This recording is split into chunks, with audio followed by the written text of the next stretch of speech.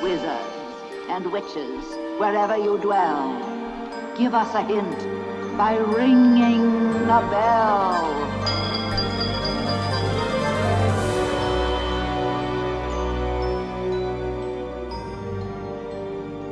Winds in the east, mist coming in. Like something is brewing, about to begin.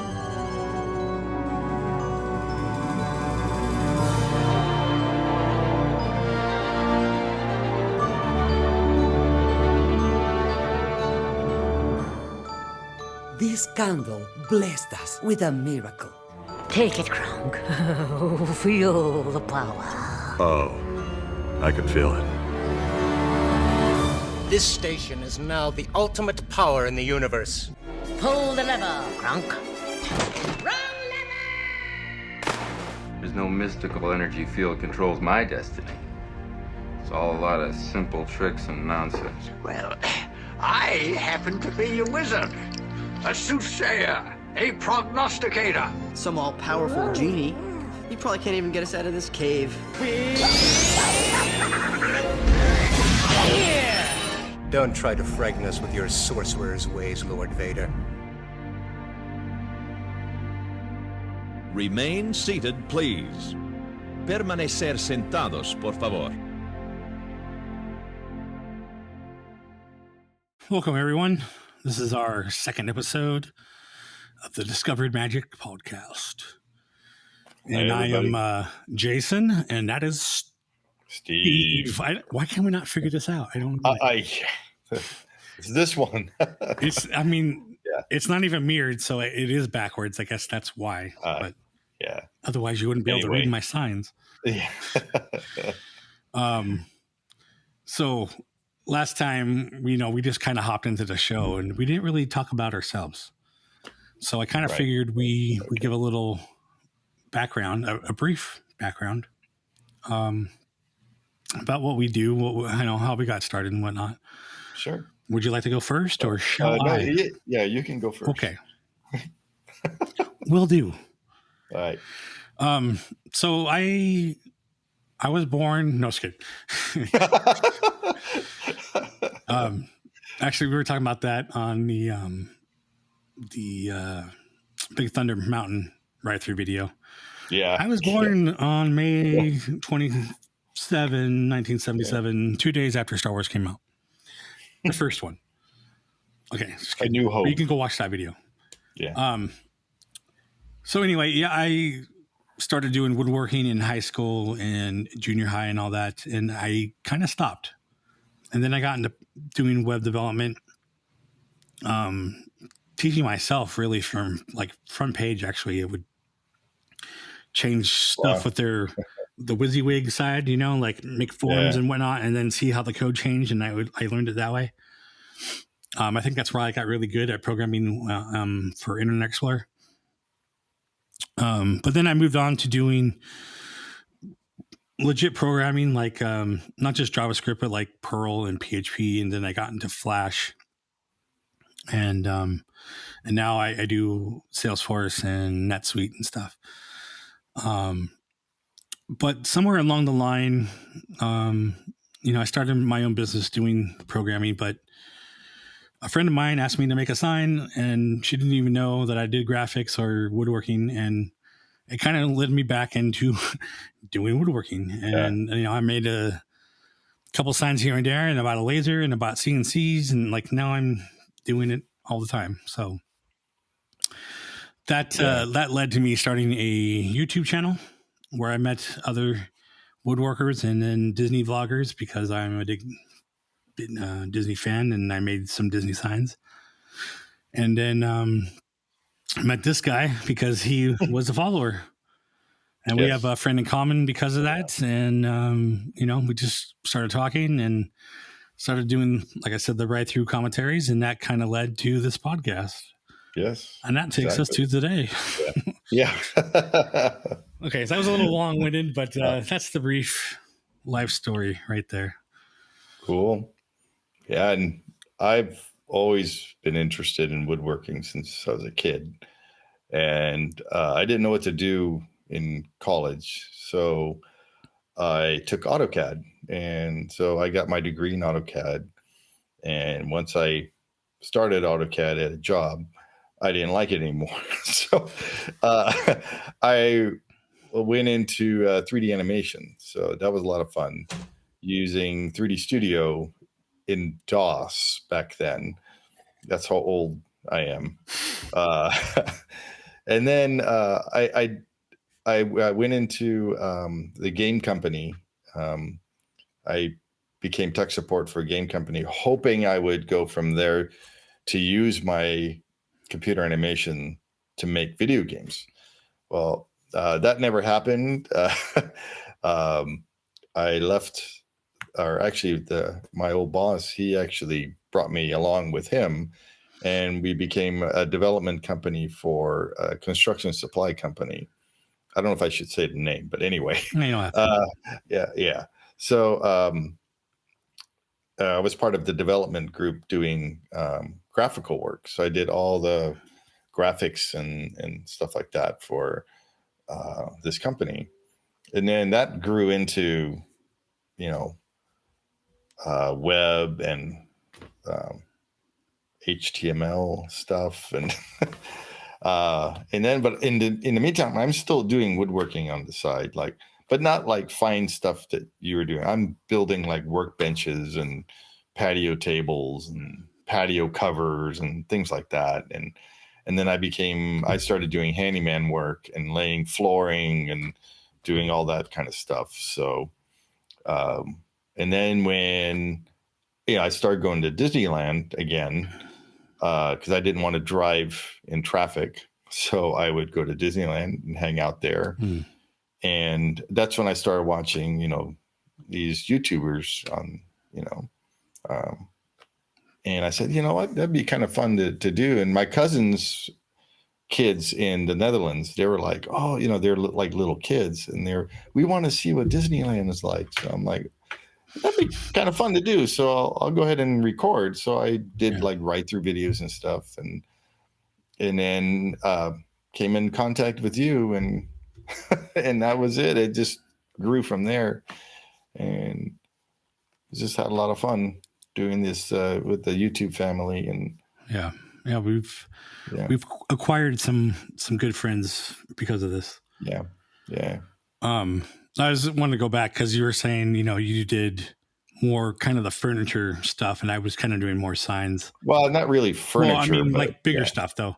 Yeah, the bigger. I mean, I made my own workbenches, but that's about it. Everything else I made was on the smaller end. But it's funny how we connected over that little TV thing that I made. Yeah. So, I don't know if you guys, you have to go watch it, because I'll put a link in the description for that too. Yeah. So Jason made this little TV box, like a old style box, but with an iPad in it. And I was just so amazed on how he built that I wanted to build one too. So I put a comment in Jason's video. I said, hey, that looks great, and blah, blah, blah. And Jason like, hey, give me your address. I'll send you some stuff. And he sends me a hat and pen and stickers and the actual fabric that you use that for your. Yeah, I had speaker fabric left over. Yeah, speaker fabric. Yeah, that he sent me. So I'm like, hey, so you hit me at a good time, because I had a lot of like promotional stuff that I bought. Oh, because I was going to the craft shows and stuff. So yeah, I had a pen. Like I still have a pen. Yeah. See, that's the only thing. I thought that was so cool of you to send all that stuff. So, and that's when we reached out, and we just became really good friends and hanging out. And whenever we get a chance, when Jason would come to Disneyland, I'll try to go and meet up with him. So you lived 4 hours away, or it's like 5.5 5 hours. Yeah. And I lived 3.5 4 hours away too. So I was on the Central Coast at the time. You're a little farther now. Yeah, just a little. I also wanted to mention that TV, like besides meeting you from that, and that's the TV that Bob Gurr, Disney legend, Imagineer, nice guy of the year, like was in awe of that I made this thing because he was like a little kid. Yeah. If you watch that video, you guys have to watch that video. Bob Gurr is like a little kid. It made my whole year from him doing that. Because what was Ernie? Because Ernie was playing something on there, right? So Ernie wanted it for his display in the Orange Circle, the antique station, which is where our good friend works. Yeah. He has a display there, and he wanted to play older Disney movies or animations, and just have it going as like a thing to attract customers. And it had a Bluetooth speaker in there. So I kind of made it look like a little retro TV. Mm-hmm. He asked me to do this. He had something else in mind. Like someone else made one that he kind of slid the iPad in there, and I was like, I think I could do better. And so, I just like right off the fly, I'm like, let me make this retro thing. And he's like, yeah, go for it. So it just cool. It came together like, I drew it out and made it and delivered it to him all within 2 weeks. And just so happened that him and Bob, because he's Bob Gurr's manager, him and Bob are coming out to Arizona for a show. And that venue was ran by a guy who's in my woodworking group on Facebook. So we're all freaking connected. It's a small world. Yeah. It is funny. But that right there shows how awesome it is, to do this kind of stuff when you can connect with other people. You never know who you're going to meet. So no. And that's what made it so fun going to Disneyland and, meeting all these new people and hanging out with them. And, it's like a YouTube family, really. So it is. Yeah. Yep. Okay, so on to our main interview for this episode. We have Marco with the Pizza Planet truck. Marco! Hello. Hey, how's it going, Marco? How you doing, guys? Good. Show your link here so people can find you. Pretty easy to remember. We were able to get those pretty locked in early in the process. Yeah, That's good. It's always good for sure. All right, so going back to the beginning, what made you want to do the Pizza Planet truck? My friends and I used to make short films in middle school, high school, a little bit into college, and we did like short scripts, and they'd be like 20, 15 pages. We did a story of like a feel-good sports film. We did like a detective comedy. And as you grow apart in high school and college and stuff like that, you can't come together as often to do videos and projects like that. So we were trying to figure out like, what is something that we could do that, allows us to still hang out and be creative. And we were like, let's do prank videos. We did a prank video that involved us putting every single banana that was on sale at a grocery store into a cart because my friend was dressed as a gorilla. And we had them ring up a fair amount of bananas. And the punchline, we didn't really think of it. My friend thought of it in the moment. He put a leaf into his wallet. So when they asked him to pay, he just offered them a leaf. And then we didn't have an exit strategy. The exit strategy was literally us running out of the store. But I think we got away with a lot because we had I still have it around here. So I have an old 14-year-old JVC Handycam. Wait, did you have that recorded? It's somewhere. So I'm at this. I uploaded it to. It was pre-YouTube, so that tells you anything. Yeah. I think we took the files down. I was kind of like the digital overseer of a lot of like the video and photos of my friends pre-high school. And I have this joke because I have all these videos on my YouTube channel that are like 15, 16 years old, and they're all private. And I go, I'm very lucky that none of my friends want to run for office because I would be able to derail their careers. But also I'm glad that no one is silly enough, foolish enough to mess with me because I have like footage all the way back to like 2005. I have that clip somewhere, but I'm in the process of, I wish I could show you over here. I have an old mini DV tape deck that I'm going to put a bunch of mini DV tapes through and try to digitize them all, because I have the files, but they're Pinnacle 9 codec. And it's like I open them on this screen. You know, I've got the 4K iMac now, and it's like, okay, cool. I can't do much with this. Do that. But I realized that I can upscale it. I have between this deck and then this video camera I can actually upscale it to like pseudo 720, which is still fine. It'll still look great. Then you take it to AI upscale. And That's the kind of stuff with AI that I'm excited for, like solving weird problems, or like I uploaded a clip. I posted a clip where it was like they just did like this absurd thing where it's Paul McCartney counting up to 100 based on one of the songs where he counts in. And I'm like, just make it so ridiculous that people aren't going to be like, is this real? No, like it's push AI to the farthest bounds of absurdity. Yeah. Cool. No, that would be an epic video to see the girl.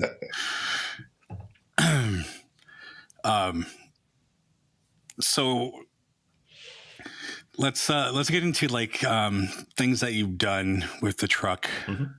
Like you taking it many places. Like what stands out as like your favorite or best? So whatever. Not counting Pixar, which might be like I guess the kind of cop-out answer to some. I'm pulling up a list. I have a list. We have like our tour list is what we call it. And where to go? Hold on. Okay. It's interesting seeing how busy we've kept ourselves over certain years, where it was like 2012, we did like Pixar. We visited Johnny Cupcakes in LA, which was a fun streetwear brand that had a storefront down there that has been closed for some time. And then later that year, we went to like the CTN Animation Expo, where we just kind of rolled up and we're like, can we park somewhere? And the folks who were running it were like, park it over here. And they had a tent for us. Then it was like it was an overflow line for their lectures and stuff. And that was really neat because those were actual people in the animation industry who were like, oh, this is neat. And they were kind of, they were toy designers there too. So they were able to kind of commentate on like how things come full circle and stuff like that. But we've had a couple of events where we've shown up enough, and it hit me this year like a ton of bricks, where we've done the Hollywood Christmas Parade, which is televised every year. It's filmed the Sunday after Thanksgiving, but shown on television usually Christmas Eve or close to it. Christmas Eve, yeah. Yeah, and we've been in that for like 6 or 7 years out of like the nearly 10 years we've been around. Wow. Long Beach Comic Expo. Our main events are like November. I would say like November to December, where we'll do Designer Con, which is probably one of my favorite events that we do, because it's a convention. It's like a giant artist alley, but you're literally mingling with like Shag is there, and you've got people like big names, but they're just walking around, and they'll come check out your booth. And you can talk with them, and like it's pretty cool. That one's neat because you meet the artists and stuff, and then we'll do LA Comic Con probably 2 weeks later, and they're just such different types of events. Let me see, what have we got? We did. I'll skim through these really quick so I can get to like the good ones. We did an event at UCLA for their Geek Week, which is it was just when they were like coming back from break, I believe. Like it was basically like a registration week, but to be on UCLA's campus and say that we've done that. We did two events with them, I think. D23. D23 is kind of a given. That one's really fun because the truck went up to Pixar in 2012. 2015, we were on the floor. And then this past year, we were there again. And it's fascinating meeting people who, it never gets old when someone comes up and says, yo, I was following you like for a while. And I'm like, well, what do you remember? They're like, I remember when you were like building the rocket. And I'm like, which one? They go, well, there was one you were building in a garage and it was like this big. And I'm like, you've been following us for over 12 years. and like that, like some people don't even follow bands that long. Like, we did a movie premiere for Funko. Funko had their documentary premiere at I will call it the Grauman's or Man's Chinese Theater, but I say TCL Chinese Theater now. And I was just driving circles, and we were dropping off gosh, who was the guest? It was the comic book men from like BrewSky Universe, Kevin Smith. Oh, okay, yeah. Yeah, we had I forgot what his name is, but he was in Steve Dave. He was in the back. He was in the back of the truck. Walt Flanagan. Yeah, we got him out of the bed of the truck, and he's like dusts himself off and walks in. But we've done just all types of events. A lot of people are like, well, do you do conventions? Do you do birthday parties? We don't do that many birthday parties, but we've done like car meetups. We've done car shows. We've done, pre-parties for WonderCon. We've done 4th of July parade. So it's a nice hodgepodge trail mix bag of things. But I think before the pandemic, like being able to do an actual event at Disneyland for Pixar Night was a lot of fun. And what was very funny too, though, is we were within earshot of a lot of people walking around, and I was like, oh yeah, there's a Pizza Planet truck here. Oh, I wonder where that came from. Oh, it's probably Disneyland's and stuff. And I'm like, all right, we're reaching that really funny critical mass where it's like, all right, I think we're part of all of this, but we're not. And so for anybody that's just joining and doesn't know what you do, right, is you have an actual pickup truck from Pizza Planet that you've designed to look like the Pizza Planet truck from Toy Story. And we used to refer to it as like a functional replica, and now it's just kind of like an artistic interpretation. It's right. Since there's no real way to like fully replicate it. Since then, we've updated the rocket. We've allowed a patina to come up. We've made it so that the labels look a little better. And it's funny. People always ask about the dent on the passenger side in the back, and that came with the truck. And people are like, is that authentic to the movie? Like, no. When we got it, it just arrived with a dent. But it gives it character. So that last picture that Jason was showing, that was from when you guys were at Pixar, right? Correct. Yeah, that was 2012, April of 2012. Wow. You can see the camper and the rocket are different on this one. Yeah. And then even when we went up there initially, we had like like almost like not bed, but it was like a carpet lined cabinets in the back and stuff that were kind of falling apart when we went up there, which added a lot of weight to it. But since then we pulled that out, and the car handles like a very light and like real maneuverable, real light, and just kind of light on its feet little truck. I wish the mini truck sub tier vehicles would come back. But yeah, Toyota is supposed to be making one. I hope. I think I saw a picture. Oh, no. I saw a picture of one of their other vehicles that they were. I don't know if it's coming here though. Yeah, but I just want them to just like take the old models that are still on the road and just be like, yeah, let's just do this again. We'll make it with newer materials. We'll put all the bells and whistles in it. Because a lot of people with the like electric vehicles and stuff, it's like they don't drive them too far. And as much as I'd love to do a road trip, like Tesla Rivian 400 miles a day kind of thing. So what year is that your pickup truck, that Toyota? This pickup truck is specifically in 1988. At the time when we were doing research, we didn't realize the subtle differences between the different years and models. So if we could do this again, we would go a little further back to like pre-1981, which has the boxier front and the round headlights. Right. So that's probably the model that's the closest. Hey, but yours is pretty close. Yeah. A lot of people don't notice it until I point it out, which I'm like, okay, you know what? I'll take that. I'll take that as a win. Yeah. I'm just going to show the clip from the. What's really funny too. Yeah. What's funny with it too is that from movie to movie, it changes. So like it doesn't have a bumper in. Oh no, it does have a bumper in this one. There's like a more extreme cut in the back on the second film, I think. And then even within, like when we were trying to do rocket size references, shot to shot, they're designing the set and the prop to serve the purpose of the shot. So the rocket changes size and shape based on what they want it to do in the shot.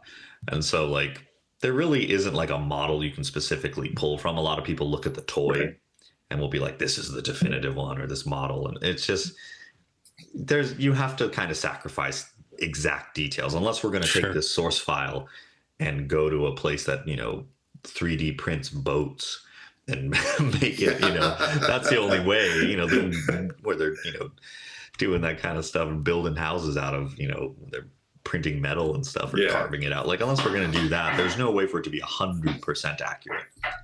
And so and granted, we used to refer to it like that, and now we've changed our tune. We've learned from the past.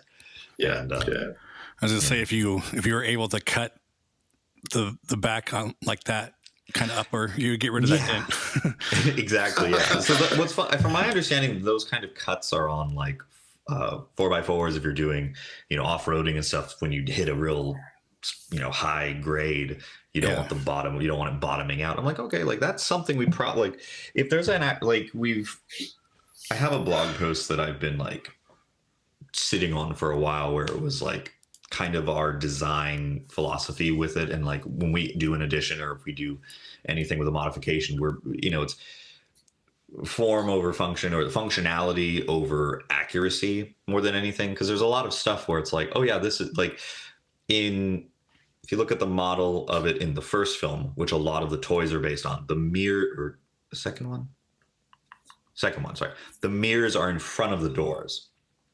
And that, it's an older truck style, like, Datsuns had that, a lot of older cars have that. But then the size of the mirrors, and it's like you'd hit the mirror, it's this whole thing. And it's like you'd literally have to be like driving out the window like this to view your mirror, even if you angled it right, unless the mirrors are, a placemat size. There's all these things where it's like, we want it to be functional. I think that function, I want to be able to put it on the road and have it be street legal. Right. I think that's more important than if it's like, oh, this thing is lined up properly, but also it's not street legal when we do this. Like it, and you gotta like tow it everywhere. Yeah. So you're the little Pizza Planet. What do you call that on the top? The little rocket topper, rooftop. Yeah, the rocket. There we go. So what's that made out of? So the one that's currently on it. The one in the photo in front of Joe's ice, that one is a threaded metal rod with plywood rings every 3 inches. And then in between those rings are pieces of balsa wood. And not to make it sound, as boutique as it could be, it's hand cut, because my friend and I couldn't standardize how to do it. So we were just like, yeah, that fits. And we have little parallelograms and trapezoids and stuff. And we were, just putting wood glue and tapping them in with push pins and stuff, and it took about a month and a half to make that. Wow. Yeah.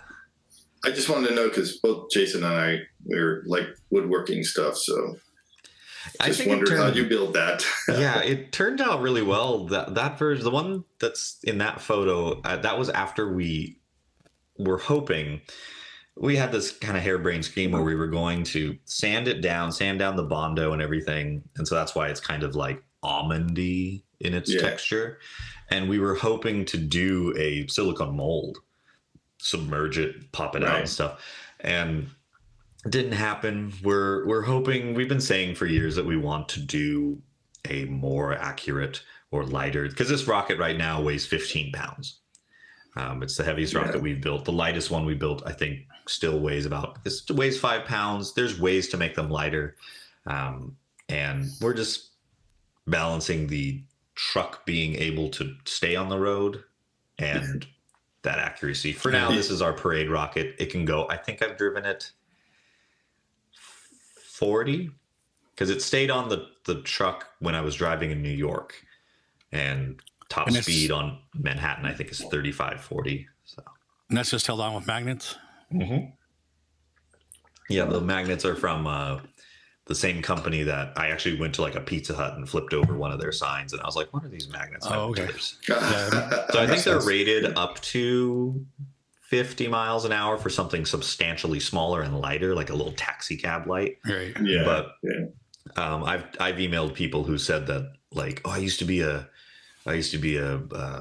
pizza delivery driver, and I was like, what is the fastest you've driven? One guy was like, I had one of those on my roof and I forgot I had it on, went on the freeway and was driving 90, and I got home and it was still on. And I'm like, okay, so as long as we make it under 5 pounds, it should be fine. It's shaped like a rocket, so it should. Aerodynamic. That's one thing we've always joked about too, is like when we do finally make the new rocket, we want to put it in a wind tunnel just to get that shot of like, oh, there it is. There's where the lift is, and this little curly cues off the back. You need someone to 3D print you one. We have a file that it's over here. Hold on.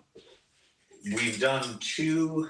Do I have the other one around here? Sorry, I'm like all over the place today. No, I can't find the other one. But this is the keychain that we have, and this was printed by a friend of the truck, Matt Quest, who he does a lot of 3D printing. He does a lot of first-person drone racing, so he knows a thing or two about lightweight accessories that are 3D printed. And so this model, we also have one that we printed from, I think it's Shapeways. It's an online kind of drop shipping 3D print. And I have one that just kind of sits on my desk. And we've always joked that I think you can get them made out of aluminum and stuff.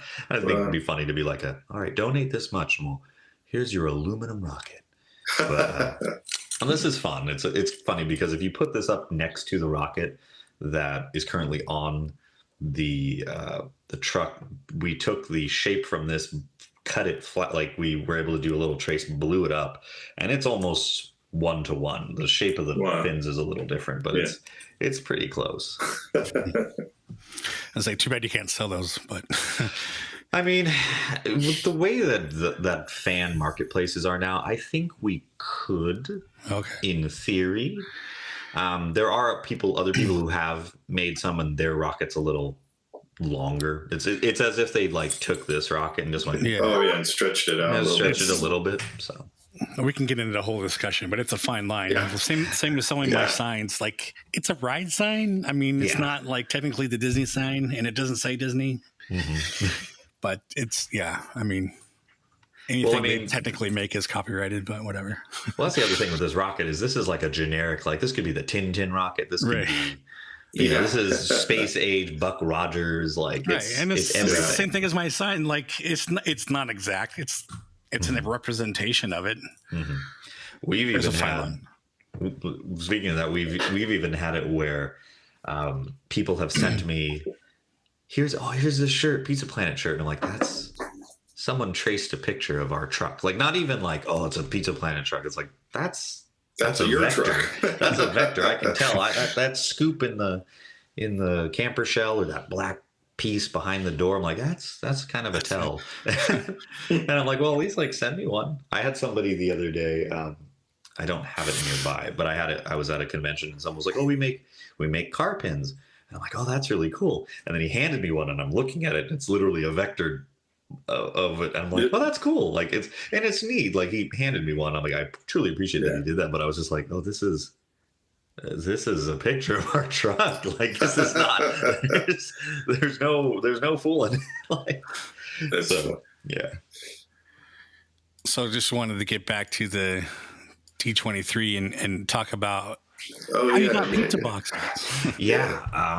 When we rolled up, I rolled up the day before, and they had the carpet rolled out, rolled onto the carpet, and they go, oh, just wait here, we're gonna stage some things. And then I like went to like grab some water, and then there's like a team of people just dumping, box after box and carrier after carrier, and we kept the majority of those. At the end, they told us like, hey, we're just gonna recycle these cardboard boxes, but would you like to use them for upcoming shows or anything? We're like, yeah, sure.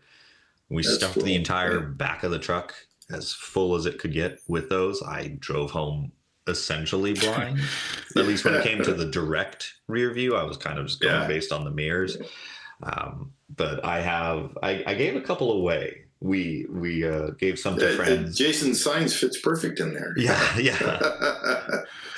Well, that's kind of why I brought it up, because I could tell my little story. But the first time that we met was at I keep forgetting Mouse Expo or whatever. Off Market Mouse, Expo in Ontario. And I before the show, I was joking around because United States Post Office discontinued their large box, and that's what I sent most of my signs in. So I had to find new boxes, and the pizza boxes just worked out perfectly. So I thought it was like, oh, this is funny because my booth is next to the Pizza Planet truck. Be awesome if I could get him to deliver a sign to somebody. Mm-hmm. And then we met and we started talking, and at the end of the day, I had some signs left, and you can see by the photo. And here's my dog again. I was like, could you bring my signs back to my car? Because instead of me carrying them and all that, and so it worked out at the end of the day that you delivered my signs back to me. But but that's just, I don't know. It's a cool story.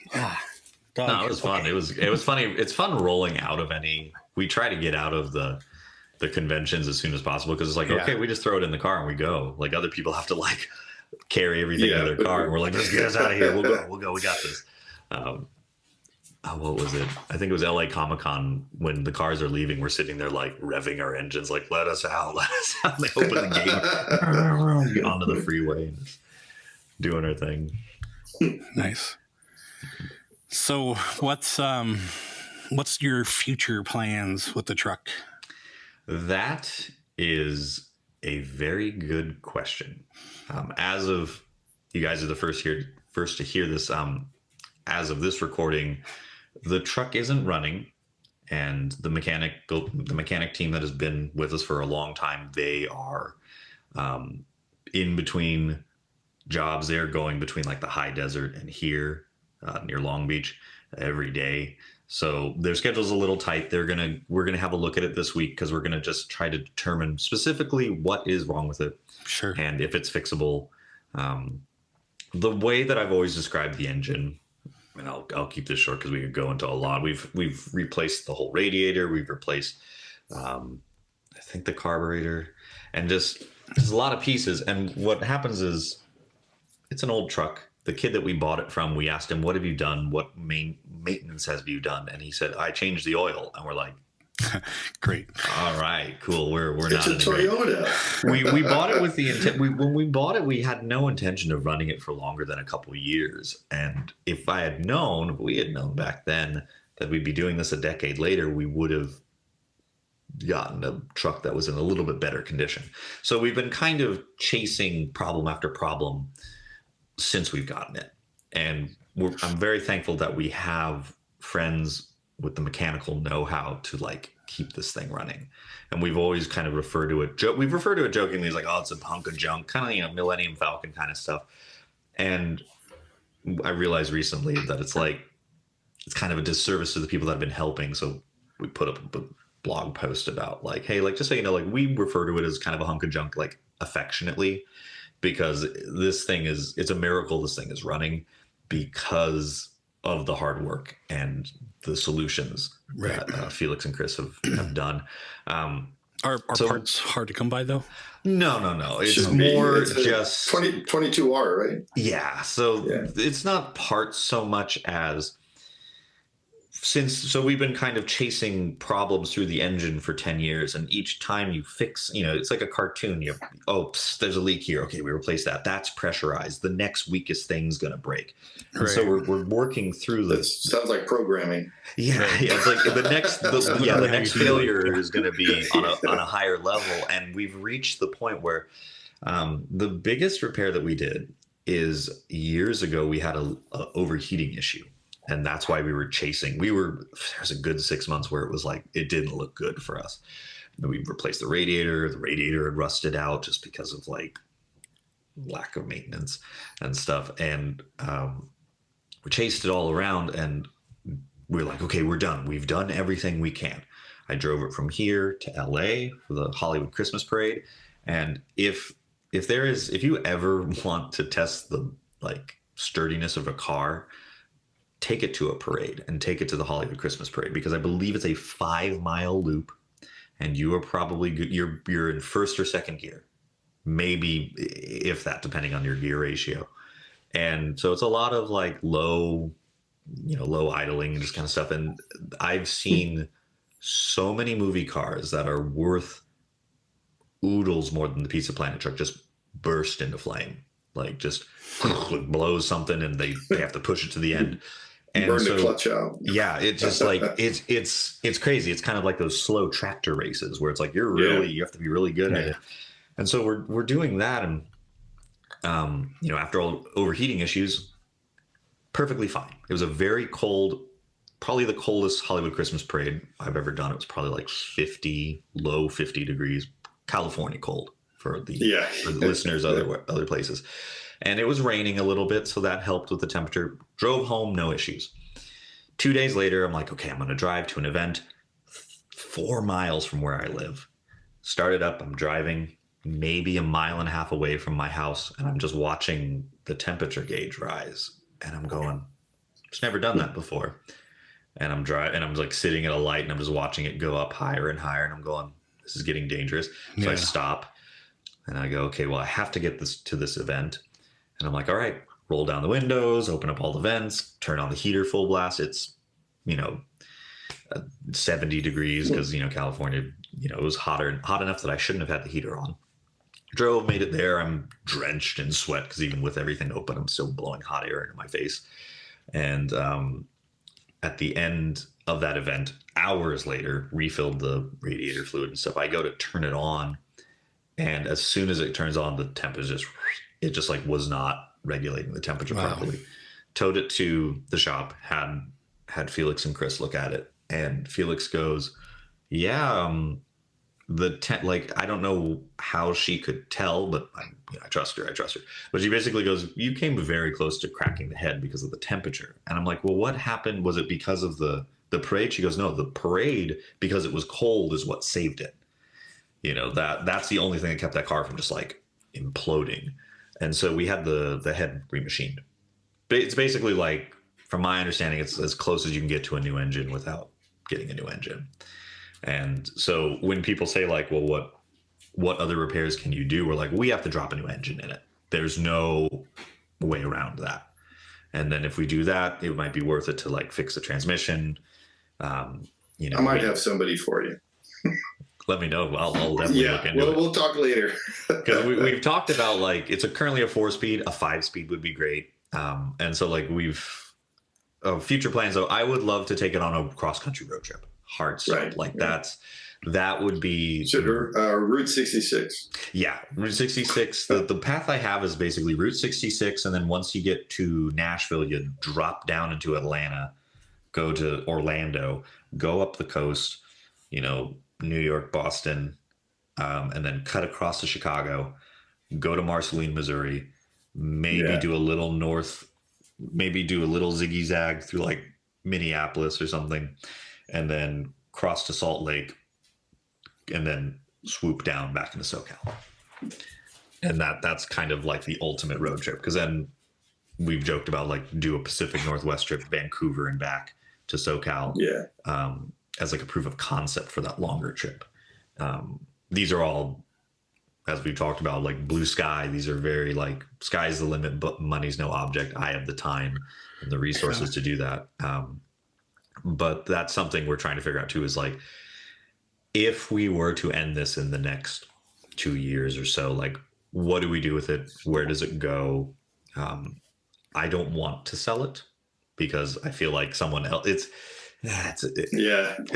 very childish to say it like this, but it's like, this is ours. We don't want anybody else playing with it. You worked on it for so long. You had it for so long. And it's like when you're on the playground and you let someone use the swing and they don't use it right. And you're like, I would have done it differently. Or you let them use your wagon or something. I wouldn't play with it like that. I always play with it like this. And it's, I don't want to see somebody else like do something funky with it, turn it into a monster truck or what have you. Even if like Pixar or Disney came knocking. Yeah, I that would probably be something. You're only yeah. Those are probably one of the few people that'd be like, yeah, we'll take it. And I'll be like, okay, you guys will, you'll do it right. We've joked about like, they should put it in the parks and put it next to the Pizza Planet out there, or like, put it on the people mover truck. Yeah, exactly. So. Where's the Pizza Planet truck today? Cruising around. There's so much you could do with it. It's just a matter of like, what is the we've joked about like, is the market like saturated with it? Because like you go to a couple of years ago, like the Monsters U hat you saw that everywhere. You go to the parks now, every other person has a Pizza Planet shirt. It's crazy to think about that. From when we started, where we're making our own shirts, we're like, yeah, we're making these Pizza Planet shirts, and people are like, well, that's cool. And now it's like, there's a Box Lunch shirt, there's a Hot Topic shirt, there's a Disney shirt, there's a Disney World shirt, there's a Pixar shirt, there's a Studios shirt, there's a, other brands are, doing cross promotions with Disney, and they're all using Pizza Planet graphics now, and it's a lot of fun. We joke about it sometimes. We're like, maybe we had like, maybe there was a big pile of sand, and then like we were like the tiny half a grain of sand that like tink, and started the little landslide of all that. or at least we were somewhere in that pile. Maybe we weren't the thing that instigated it, but we were somewhere in there. But yeah, parks would be fun. I've reached out to a couple museums when we were having bigger issues, and we're considering like maybe this has to end, and reached out to like Peterson Automotive Museum. And it seems funny because they have the first Honda that was ever imported into the U.S. And we're like, hi, we made a car that looked like a movie car. Can we put this in your museum? Or like Mo Pop up in Seattle. They, that's the personal collection of, I forgot the gentleman's name, but there's a lot of replicas up there, and I'm like, that would fit in with it. Because a lot of people aren't going to that museum being like, this is the exact one. They're just like, oh, we want to see this thing. We want to see this neat space. Yeah. So there's other car museums across the country, and I wish we could do like a tour of it or something, like just do agreements where it's just working its way across to different museums. I think that would be more fun than giving it the Cameron Fry, Ferris Bueller, putting it in a glass box and, wiping it down with a diaper. Like, Yeah. Of course, there can't be a screen used version of this ever. So I would be willing to bet that, some museum somewhere would probably accept it, at least like you said, as like a traveling thing. Yeah. I mean, and I think like as a Disney adjacent fan-made prop, I think it does have a place somewhere. Yeah. And I'm hopeful that I will eventually find out where it does fit. Because there's all these things where it's like there's all these jobs that you find out about where like, oh, you didn't realize that was a thing someone could do. So I'm like, okay, there's probably a museum where it's like spaceship, space age Buck Rogers, adjacent things. I'm like, okay, well, that'll fit in there. Yeah. That'd be really neat. The Museum of the Weird. Yeah. Please believe it or not. Really fun.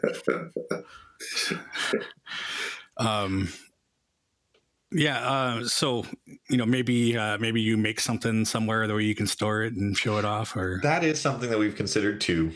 We've joked about it where we our mechanic friends there helping like develop like a community center, sports center kind of spot, in the high desert. And we've joked about like, why don't we put a bunch of containers together and make like a little hidden roadside attraction thing.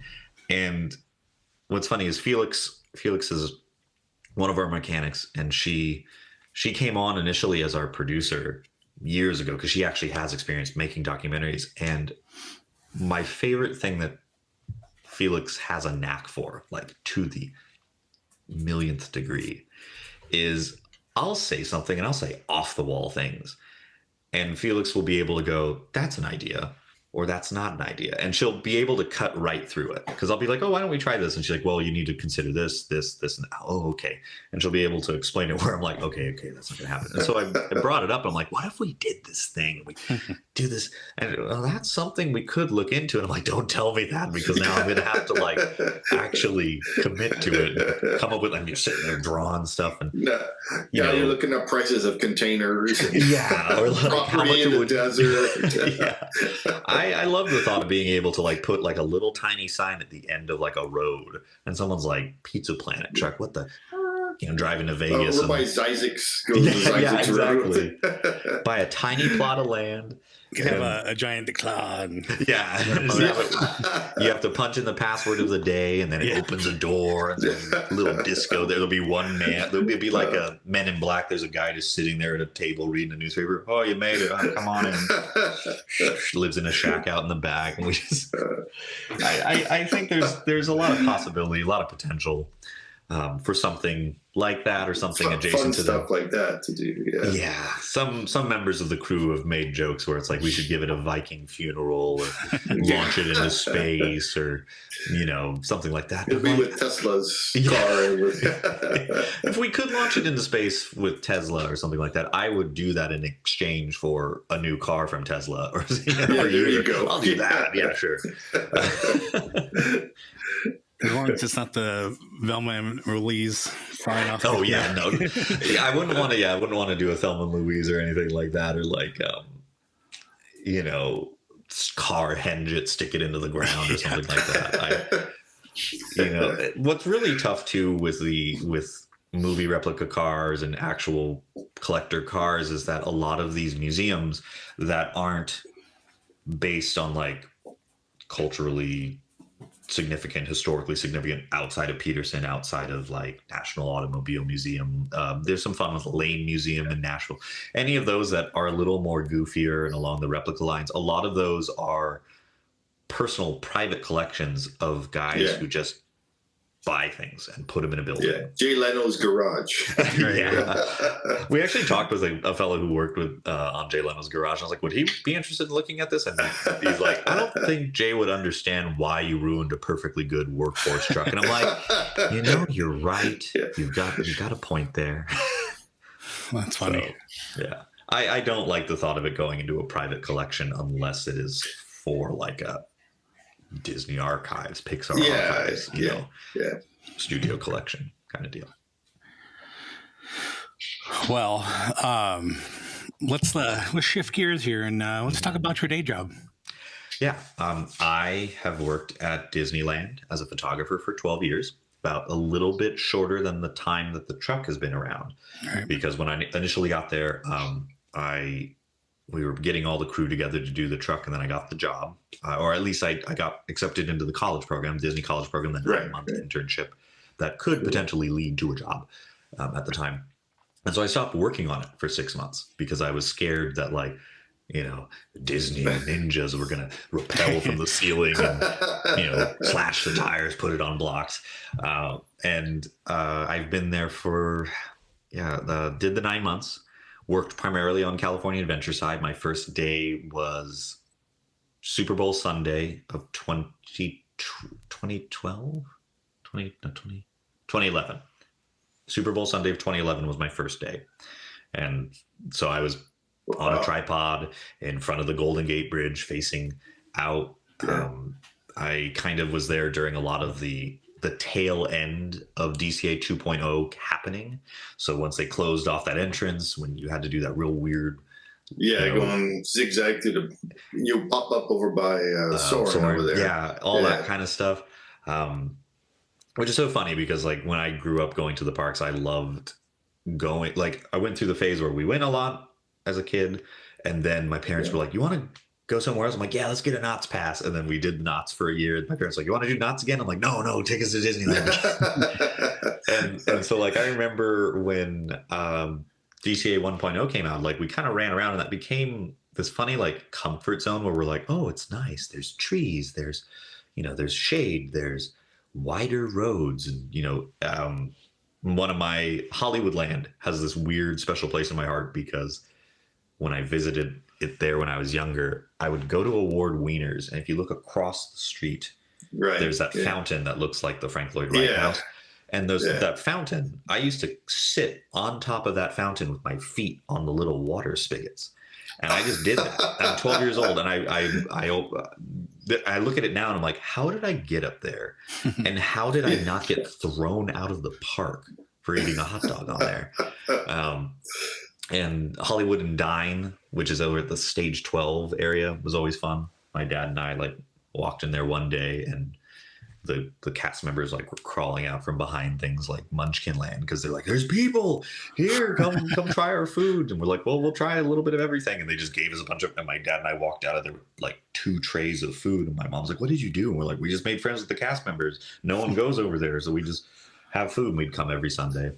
And sorry, got a little off track. DCA 2.0. So like seeing Cars Land come up was a lot of fun. Being there during a lot of that. There's a lot of fun memories like that. I've seen things open and close. I wasn't on any the only opening crew that I did is I was the lead at Goofy's Kitchen when they refurbished it a couple of years ago. Sure. Like troubleshoot all of the strobes and the settings and stuff. But I've done grad nights, which prepares you for anything. Like nothing surprises me anymore. I'm like, I've seen worse at grad night. Let's keep going. Oh, there's a duck fighting a seagull. Whatever. Are they wielding knives? No, they're fine. Let them fight. But I would say like the thing that I'm most proud of while I was there is I helped spearhead push forward this photo effect that turns pinpoints of light when you bring the focus closer to the camera. It blooms into little circles, but instead of circles, it blooms into little Mickey Mouse heads. And that works in, cool. And it's adapting a pre-existing idea to our operation, which I'm particularly proud of. Florida, Disney World, I think it's every Disney World park has used it one way or another. They tend to bring it out during themed weeks, themed months, usually the holiday times. Sure. So after going there for so long and being able to say that I've had like, a speck of dust. A part of on the Great Machine, there's a speck of dust on one of the cog wheels of this, perpetual clock that is the Walt Disney Company. It's neat. Yeah, it's neat to say that. Yeah. I mean, that's pretty cool. Not many people can say that unless you're like an Imagineer or something. So. Yeah. So you've been there, you said 12 years. Mm-hmm.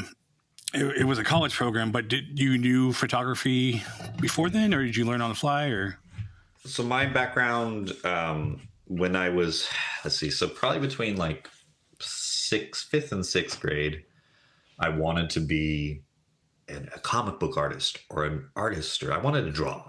And then I found out about animation, and I was like, oh, that's a job. That's great. I wanted to be an animator. Realized I couldn't draw. Tried to write plays with my friends in drama class. Our teacher suggested, why don't you try filming it? Showed us iMovie, which changed our lives. We were doing the stuff. What I think is funny is like you do stuff and you just kind of get interested in where it was like we were like throwing stuff and reversing the footage, and then we realized we could jump off of high places and reverse it and make it look like we're like rolling up walls and doing all these crazy things.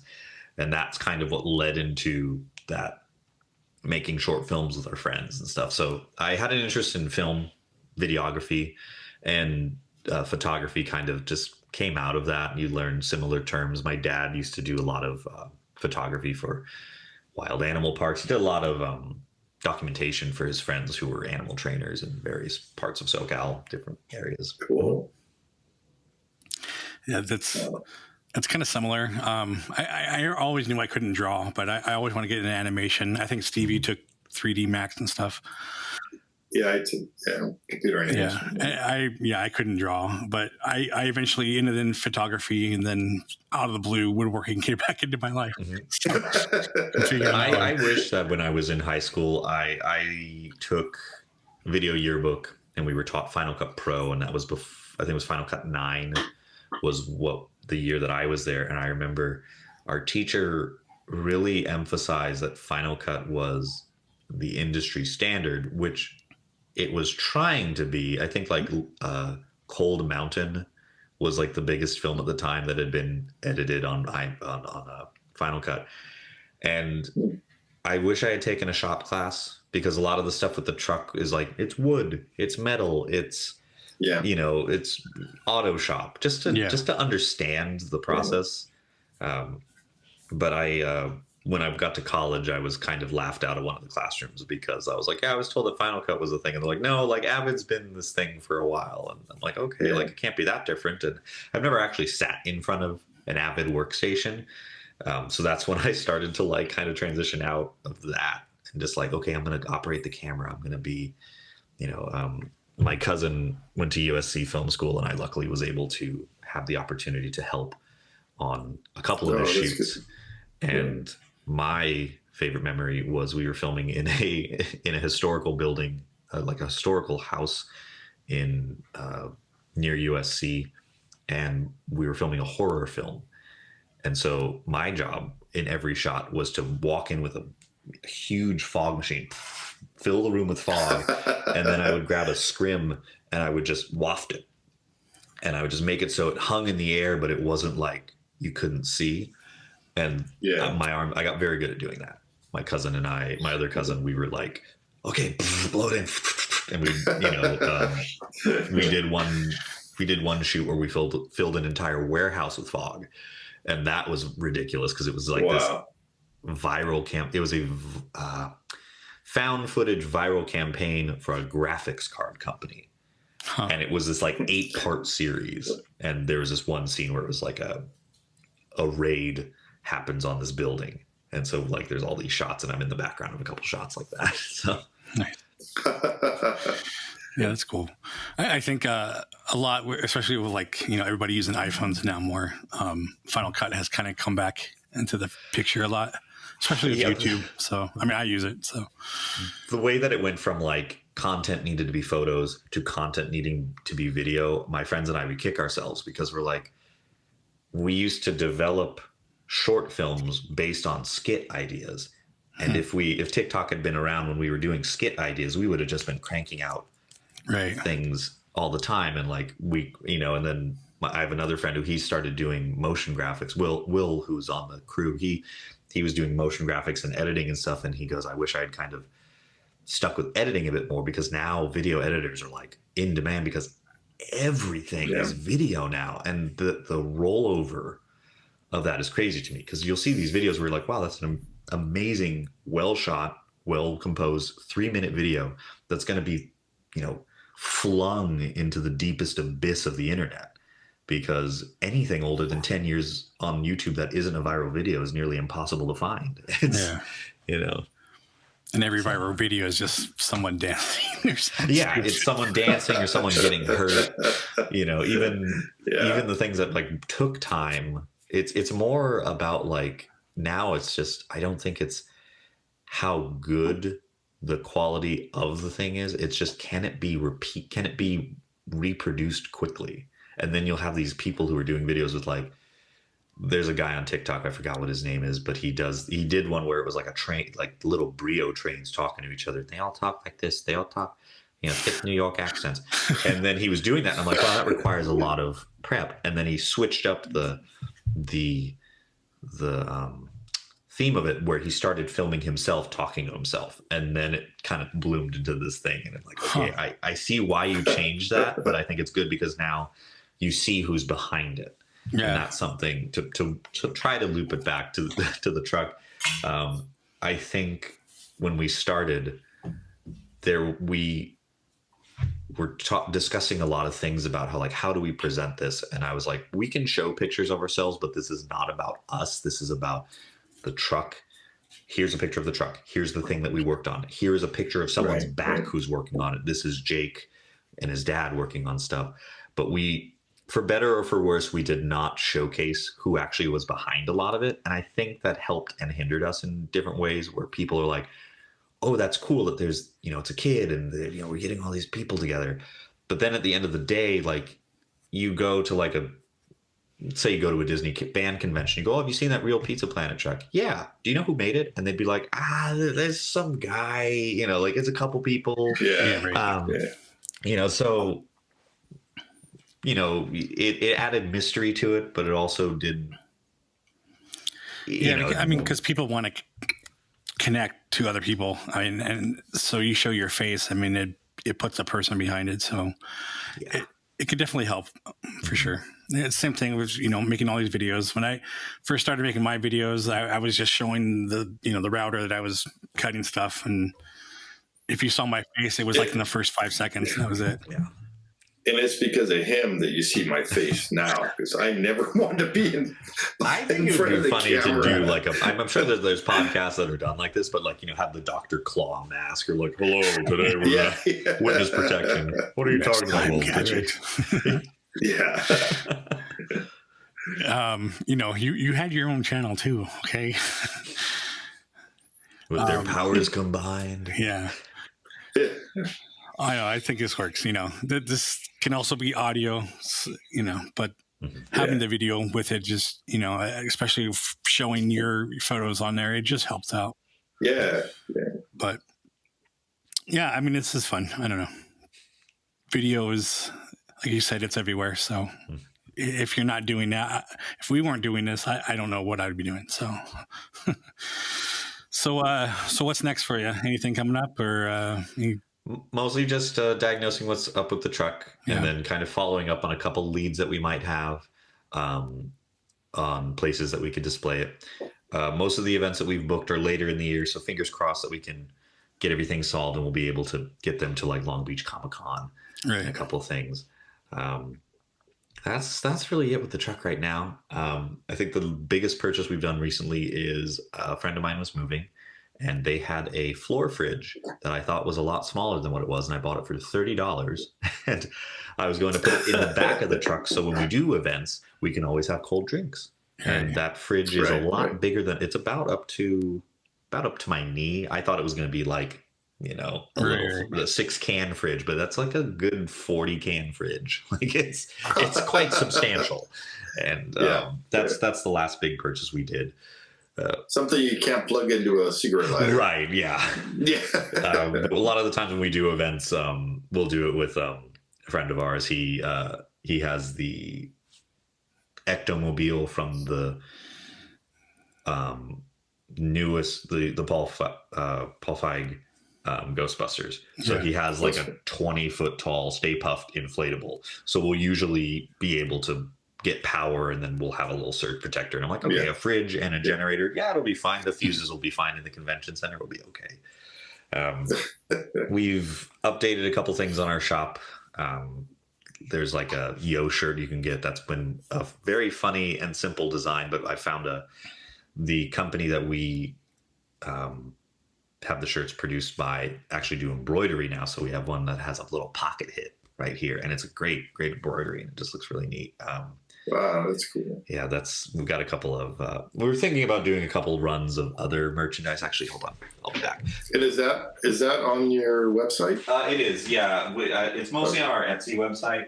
What's been on Etsy website. What's been tough with a lot of the merchandise and stuff is that just the price of shipping things is very unpredictable, but also it just keeps going up. And so we used to ship these. This is a license plate frame. Oh, cool. And it's actually based on a design from, it's an Easter egg in this. This is just a sticker for demonstration purposes. But this I Break for Pizza Planet is a reference to Toy Story of Terror, which is, I think, a 30-minute Toy Story Halloween special. And we were talking with a mutual friend who does a lot of wonderful designs, and they just so happen to have this design like ready to go, and like, you want it? And we're like, sure, we'll use it, because their shop is very much as close as you can get to copyright infringement, but they do very clever things that are like, they have one that like references Treasure Planet in a very subtle and fascinating way, but this one's a little more on the nose when it comes to the images and stuff. So we did a run of that a couple of years ago, and we're thinking about doing it again because it's probably our best-selling item. But at the same time, like, can we move several hundred license plate frames again? Is the market not saturated? Right. So. Wait till the next Toy Story movie comes out. That is something that, as we've got friends who have made their way up to Pixar and work there, and friends that worked there before we were born that we've talked to. And as soon as I heard about that Toy Story 5 announcement, I was like, what's that date looking like? And they go, well, it's farther off than you'd think it is. Why? And I'm like, well, I don't know if the truck or what our plan is that far ahead with the truck. whether or not it'll still be around by then or still kicking. But if there was a reason to keep it going, I would say it's another Toy Story film. Yeah. Definitely. One final question before we move on to our games. Okay. You were talking about taking a tour right here and there, but I was just curious, what's the farthest you have taken the truck? The farthest we've driven the truck under its own power, we did an event where we left here at like 6 a.m. and we made it to the Bay Area probably about 1 to 2 p.m. and then did the event the next day and drove home. And so we did like 800 miles in about 72 hours. That's the farthest it's driven. That's the hardest it's been driven. Is that when you went to the Pixar? We went to the car show. Oh. And I think we're far enough away that I can say that we've done that. I don't have any pictures of it online for reasons, mostly because that car show is specifically for employees, and we got in due to some very, very gracious organizers of the car show. Sure.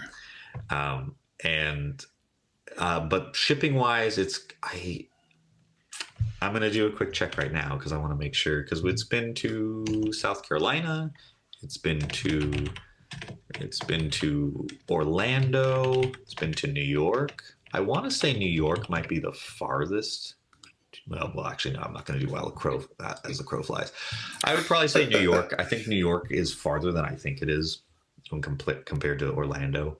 But yeah, New York, pretty close, actually. Yeah, they're all one going up, one going down. But yeah, it was shipped on those. But driving in New York is just like I said with grad. Yeah, for sure. Like I said about grad night, nothing surprises me. But when I came back from New York, they're like, "How was it?" And I was like, "I have driven a stick shift in New York, and I no longer fear death." Like there's just yeah. But all the stereotypes about New York is like, oh, they're all crazy, or you can do whatever you want in New York as long as you're not hindering someone from moving forward. You tie your shoes in the middle of the sidewalk, you will get slapped on the back of the head, because why wouldn't you? You're blocking the sidewalk. Same thing goes for traffic. I was literally like, a red light was going one way and I'm sitting there like cutting off somebody to do like a certain maneuver, but because I sped up and didn't slow them down, it was fine. No one honked at me.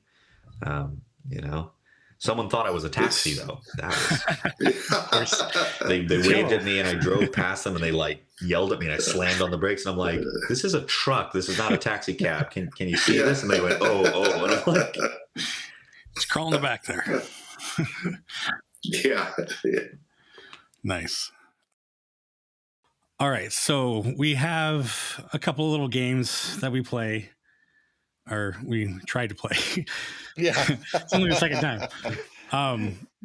One of them is a lot of different podcasts do certain things here and there. Or they'll try to figure out what your favorite movie is or whatever. Mm-hmm.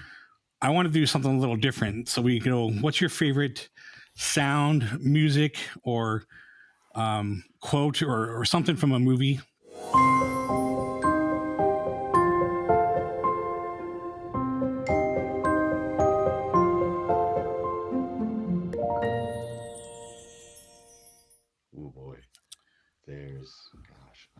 I think the Wilhelm scream is very fun.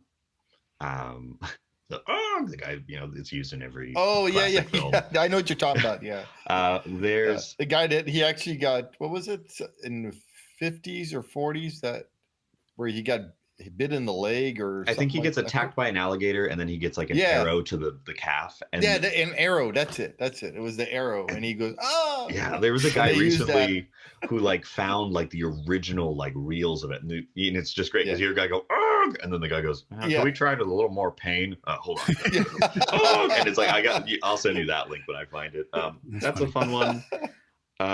Actually, when it comes to sound, it's funny because I'm looking at my phone right now, and I have a collection of just like ridiculous ringtones, and there's a sound on here that I really like where, oh gosh, let me find it. I'll make it really quick. Okay, so This is a sound effect that I grew to like because I found it on a video game, but it's actually a sound of a Naboo blaster from the episode 1, and it's just a very aesthetically pleasing. I think it's, and that's a laser blast. You hear it in. I think it's Captain Panaka's blaster, and he's been. Sounds like almost like a rocket. Yeah, and it's just this like real funny sound, and I had over here. It sounds like a Sasquatch. I sent it as a ringtone or for a text tone because I just do custom text tones for my friends, and my friend thought it was a police car every time that he heard it, and it freaked him out. He's like, I don't like this. I don't like. And like, but we'd be driving around, and I'm like, fine. Here's what we'll do. I will set it to your ringtone, so you will never hear it, but I will always associate this ringtone with you. So I'll just be like working, and I'll hear this little laser fire off from my phone. I'm like, okay. Favorite songs? Ooh, gosh, man, you're talking to someone who spends way too much time making lists. Right now, if you were to ask me, like, pick a top song that I think is like a beautiful piece of music, I found out about this song, this album, the Bill Evans Trio, jazz trio, did a song. They did an album where they it's a jazz trio along with a symphony orchestra, and they do like jazz reinterpretations of classic music, and I think it was done in like maybe the 60s, and they have a song called Pavane, Pavane, and the way that this song just kind of flows between just jazz and just some of the prettiest symphony music you've ever heard, it to me just sums up, like, encapsulates how I think of music, because it's both this like real like kind of cool jazzy thing, and then just like these sweeping lush string orchestrations. And it's only like a 2-minute song, and you'll feel every emotion in it. It's just very well done. That's cool. Favorite sound bites and quotes from movies. I'll keep it Disney for some things. One sound that I really like, that's a kind of like the Wilhelm scream, is if you watch the first episode of the Davy Crockett series, there is the sound. Davy Crockett's friend is Georgie Russell, and they do a scene where he does the 1-man charge or the 2-man charge, where it's Georgie Russell and Davy Crockett basically running around a bunch of people screaming and making it sound like there's more than one person. And I think it's Buddy Ebsen is Georgie Russell, and Buddy Ebsen has this like crazy hoot and hollering scream that he does, and I try to do it at sports games a lot. And then I think like the last quote I would say that I just think is funny is a lot of quotes from Disney movies have kind of seeped their way into my vocabulary, and the silliest one I can think of off the top of my head is in The Rescuers Down Under. There's a scene where you see a pea little, roll off of a table in a fine dining restaurant, and then a little bug picks it up and goes, "Oh, pea soup," and he runs. And they do this. It's this cute thing that I love that cartoons do, where it's like they put the little pea in like a little dish and they pour water on it, and they pick up the, real inventive stuff. And the water, it rolls down, and there's this big hefty I think he's supposed to be a cockroach, but I think I'm going to call him a beetle. And he's like stirring it, and it's funny because it's like this real cute, kind of cutesy looking, and he just turns and he goes, "Pea soup," and it's like this real gruff voice. And I think ever since I was little, whenever I hear pea soup, or like my mom is, like, "Oh, are you gonna have some pea soup?" She's like, "We're having pea soup," and we're like, "Pea soup." It's just this like really silly vocal tick that we have. I could probably go on all day about like weird Disney phrases that have entered the vocabulary. That's almost like man, I forgot the name, but the ladybug in Bug's Life, they're all like, "Oh, it's cute," and he's like, "Hey, what's up?" It's like, hello there. Yeah. Dennis Leary, man. Oh my gosh. All right, so I'm gonna bring this on screen. We get to do another little thing here that we call BrewSky Rectify. Oh boy. Oh, okay. Greetings, program. This is all his design. He wanted a new piece on the board to change the game. Rectify. The only way to win is not to play.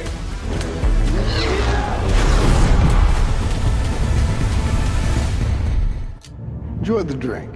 So, we invite you to drink along with us if you have a drink. I'm just drinking water. It doesn't really matter. I'm going to run off. I got my Gatorade. I'll get some. Anybody along Not, at home? not sponsored. Not sponsored. I'm not sponsored by Dickens either. Yeah. If you're following along at home and you want to make a game out of this, you can take a drink every time we do. And as we wait for Marco to come back. Oh, I forgot that I have a mic on the table, so I'm talking to myself in the kitchen. I'm like, can't you hear me? I am scraping the bottom of the barrel of my soda cans because I have a black cherry ginger ale from the holiday season. Okay, so you are familiar with the concept of BrewSky? Yes. So we call it BrewSky Rectify. So we're going to randomly choose Disneyland or California Adventure, and then depending on that, we'll randomly choose whatever ride or restaurant. And you got to decide on the fly what you want to do to make it better. Okay. So we'll see what you get here. DCA. DCA, okay. Okay. And now we'll spin in there. You get Corn Dog Castle. Ooh, man. Okay. Oh, gosh. What would I change at Corn Dog Castle? I just think they should do like monthly, either monthly or quarterly. Just crazy corn dogs. The other day, I tried the pickle corn dog that was at Downtown Disney, and it was interesting. I can say that I've had it. I don't even like pickles, and I can't go there. Yeah, deep frying a pickle with a hot dog in it just toughens the pickle. Sure. And it was tasty, but also if I'm going to have a deep fried pickle, I'm just going to have a deep fried pickle spear from Carnation, which is tops. It's so good. Corn Dog Castle. I don't think Corn Dog Castle was one of those things from DCA 1.0 that I think just hit the mark from day one. Yeah. But I think I would just adjust the menu. I might get rid of the deep fried cheese because that's not a corn dog. I do like the cheese, but it's a bit much. Like make it smaller, or like put the hot dog inside that with the cheese around it, maybe. Yeah. Or like make chili inside of it or something, Like that'd be awesome. But the cheese by itself is a bit much. Yeah. That's probably what I'd go with. Yeah. Okay, Steve, you're up. Yes. Okay. You get Disneyland. Nope. Okay. California Adventure. Oh. It changed That's right weird. at the last minute. All right. Change everything. It's already been there. Monsters, Inc. Oh, wow. Put it somewhere else in the park. Well, I mean, that may be happening. Well, at least, Yeah. that land might convert become that something into else. The ride is okay. I mean, they just went over. What was that? The limo. Superstar limo. Yeah. I'd put it somewhere else. I don't know where. Somewhere in Pixar Pier somewhere. There's no in the room water, so no one can get to it. Yeah. I mean, it's okay. It's an okay ride, but it's nothing special. Yeah. It's nothing. What's weird is I rather ride Winnie the Pooh than Monsters Inc. All right, your turn. Oh, no. Yes, Disneyland. Oh, you get it. Just like we all getting California Adventure. Monorail. Oh, there you go. Okay. Well, this one's easy because I've talked about this how many times. Make it actually like at Disney World, where it can travel and drop you off in different places. Mm-hmm. Hence, across the street, which eventually, if that Eastern Gateway becomes something, have it somehow go to the Toy Story parking lot and have it come back, have it stop in DCA, all that stuff. Make it longer and actually shorten it inside Disneyland so you can have that back section. You don't need that going around there. Yeah, it would be so neat to see a monorail going through Anaheim.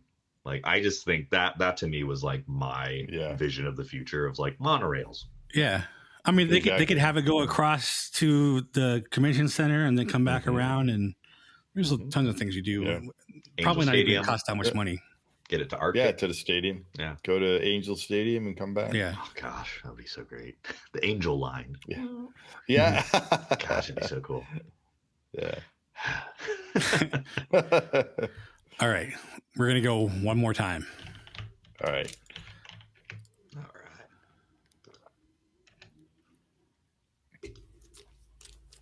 All right. Marco gets Disneyland. Pizza Planet. I know, right? Oh man, I've got ideas. Well, you get the monorail too. Oh, okay. Oh, wow. I can repick if you want, though. Yeah, let's do a respin. I think Okay. I just agreed with what you were saying. Yeah. All right. I'm gonna take it away. Well, now you get the canal boats. Canal boats. Ooh, boy. So Storybook like line. storybook canal Yes. boats. Oh gosh. Yeah. Man, like I think what they've added is pretty good. Like they've updated some things. Oh man. I don't know. I think the only thing I've ever wanted to do in the canal boats is I would love to just wade through that, and just like look at it up close, because that was the thing I always loved when I was younger. I was like, I want to look at it closer and see all the details. Yeah. No, sorry, got it. Storybook canal boats in Disneyland Paris have Chernabog. Bring that. What's that? Chernabog's the big devil guy from Fantasia. And he's like, they have that model of him like on top of Bald Mountain. Bring that into Disneyland. Wow. I'll send you a picture, Jason. Yeah. That's I don't think I've ever seen that.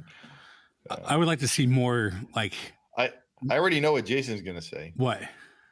You're going to say, have the narrator be more like Jungle Cruise. Ooh, that's pretty good. Well, no, I would like to see more stuff besides just the buildings, like little animated characters or something like coming in and out, or like, I don't know. There's tons of stuff you could do there. But so this place, Storybook Land reminds me of, there's a little amusement park. I don't know if it's really an amusement park, but when I was a little kid and I went to see my relatives, my family in the Netherlands, they have a miniaturized place over there called Madura Dam, and it's all miniature, and they have things moving.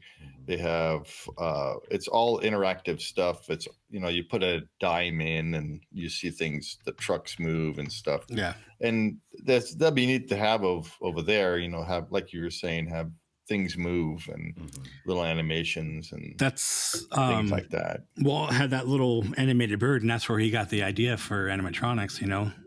So he used to have that on his desk. It's kind of similar. Okay, Steve. All right. I'm on Disneyland. California Adventure. All right. Corn Dog Palace. Soaring. Ooh, okay. Soaring. Bring back Soaring over California. Okay. And keep California and get rid of Soaring over the world. I don't want to see that. Just straight in the Eiffel Tower.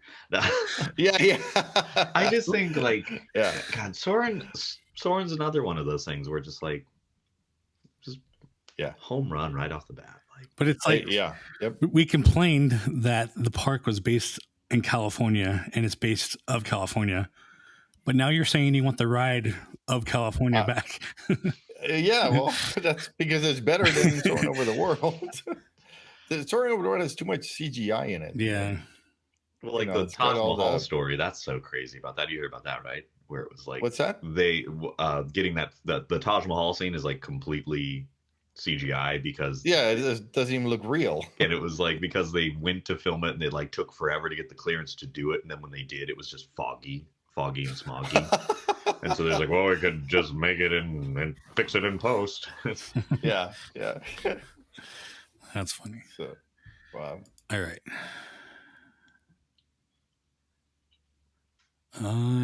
Get Disneyland again. Disneyland. I gotta add my special effects. Oh, come on. Okay. Oh, there you go. Okay.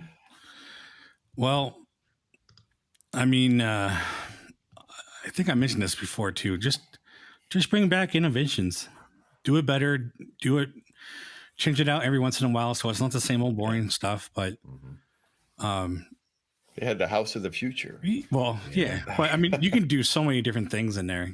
Oh yeah. If you did it right and you had interactive things, then people to try and whatever.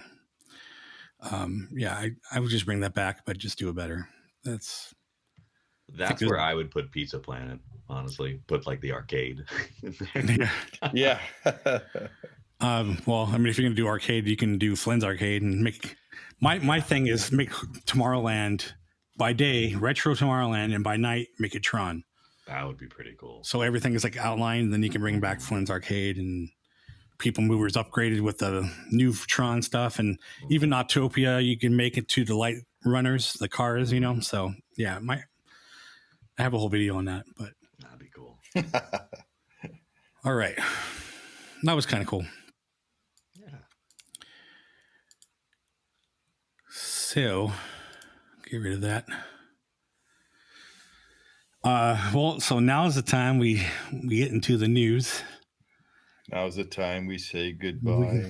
I'll come back. We can do other updates and stuff. This was fun. I like that. That was a lot of fun. So, all right, cool. So then we will catch you later.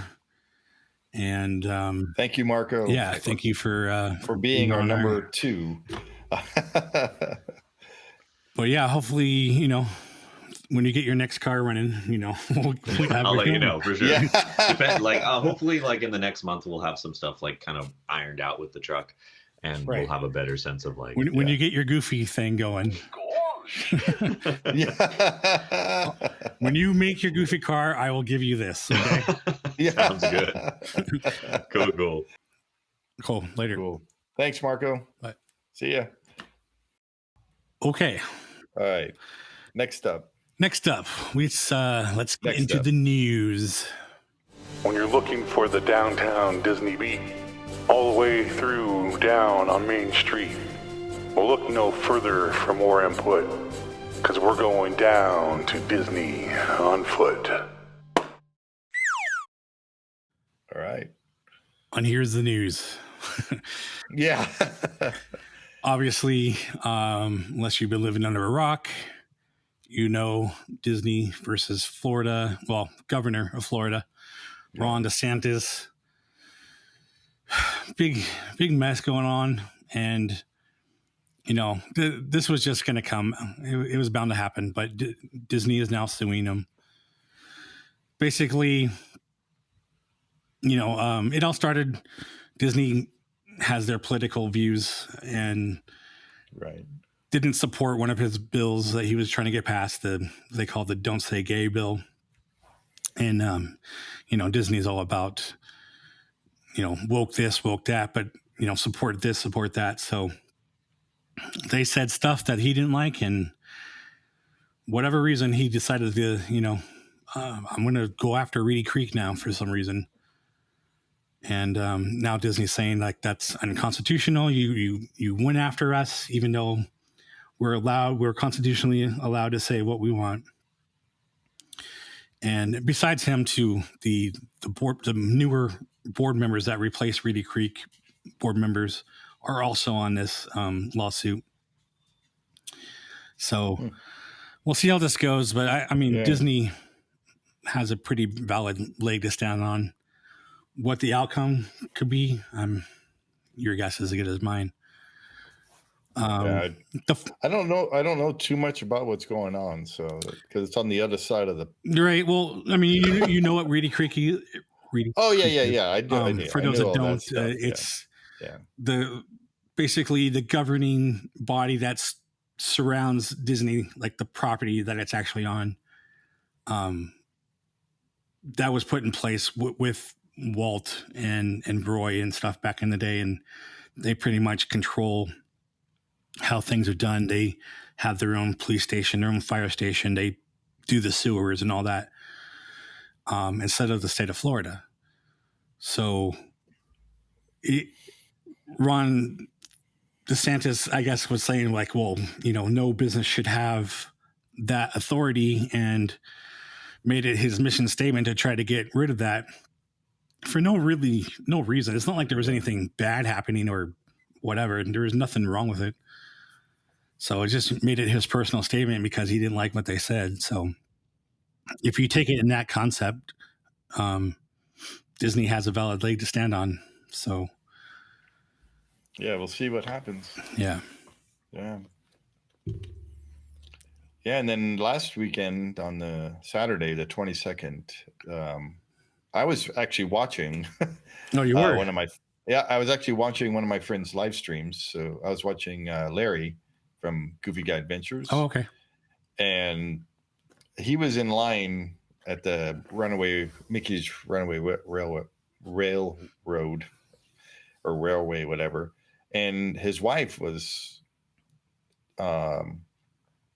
walking by the Fantasmic and started recording and said, "The dragon's on fire." So it was really weird feeling when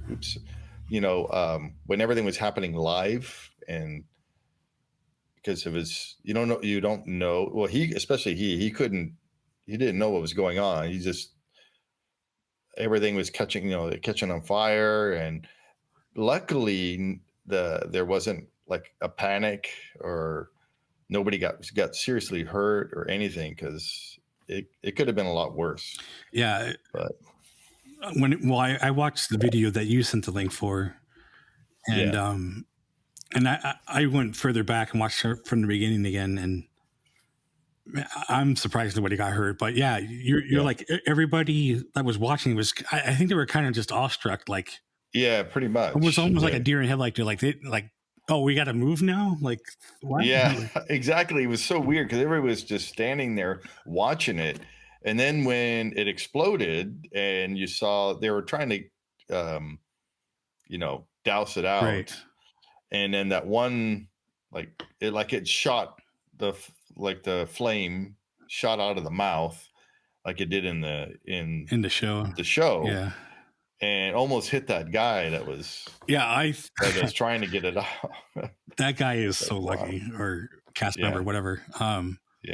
It totally looked like it hit him, but I maybe jumped out of the way or whatever. I mean, you can tell he moved out of the way, but man, that is a close call. But maybe he was off from front or back or whatever. Perspective is a little bit different. It looked like it hit him right on. That's crazy. But it was like, the cast members did such a great job of directing traffic, trying to get everybody away from the rivers of America. And then, trying to, not have everybody just stand there and watch until, so. It's funny because, again, I was watching that video that you sent from Theme Park Detective, I think is what it was. Yeah, Theme Park Detective. He was the one that I started watching. Yeah, I was from both the beginning. Really upset with him and glad at the same time that he ignored cast members because we got more video. But I was also like, why are you not moving out of the way like they're telling you? Yeah, because I know that one girl kept calling like, "You need to go, you need to go," and he backed up. And she's like, "You need to go," the same cast member. And I was like, "What a But then I'm like, no, actually, this is actually a thing that's newsworthy, and it should have been recorded. So he was in the right, but he was also wrong. So it was weird. Right. And then the next day, Five Fires was there, and he was filming them they're putting up the scrim around the dragon. So you saw the actual framework of Murphy, I guess you call him. Yeah, I didn't know that. Yeah, I got that from Dave at Fresh Baked. Apparently, there's a nickname. And that nickname, I guess, comes from Murphy's Law. You know what can go wrong. What can go wrong will go wrong. So yeah, I guess that's fitting. Apparently, yeah. Which of course, the parade. What do they call it? Festival of Fantasy Parade in Walt Disney World, the Magic Kingdom. Oh, right. That right. Maleficent dragon had the same experience, except they didn't completely Yeah. burn, but the head did. Yeah. And I mean, I guess lesson learned: no more fire breathing dragons. We'll see. It was just really sad to, because if you're a Disneyland fan and have seen Fantasmic and you see how cool looking the Maleficent dragon is, yeah, and how it breathes the fire and lights the rivers of America on fire, it's just a really, really neat effect. And you see something bad happen and it get destroyed. It's sad for all of us that, or that like the show and everything. Yeah, of course he's going to get fixed and all this other stuff, but right. Maybe they'll, like with Big Thunder, maybe they'll design it a little differently. So, well, yeah. I mean, now that you have to, I mean, yeah, there's probably something that can be done. So here's a fun fact, and I don't think I've ever told you this. So in high school, I was in stagecraft. We did plays. I did the sets and lights and all that. Mm-hmm. After I graduated and moved to Huntington Beach, one of the jobs I tried to get was to work the follow spot on Fantasmic. Oh, wow. They used to have the lights that come up, yeah, from the ground, but they used to have actual people that would do the follow spots. Now it's all like digital and stuff. Yeah. But yeah, it was like a job that I applied for. I didn't get it, but yeah, I was like, I applied there too many times. Yeah. First time when I applied there, they said no because I lived too far away. I lived like over an hour away, and they're like, no, yeah. So, but anyway, yeah, and then I guess because of this fire, they are now thinking, or I think they are canceling the actual what is it, the Wonder, I can't even think, Wondrous Journeys. Wondrous Journeys, the show at Disneyland, the fireworks show.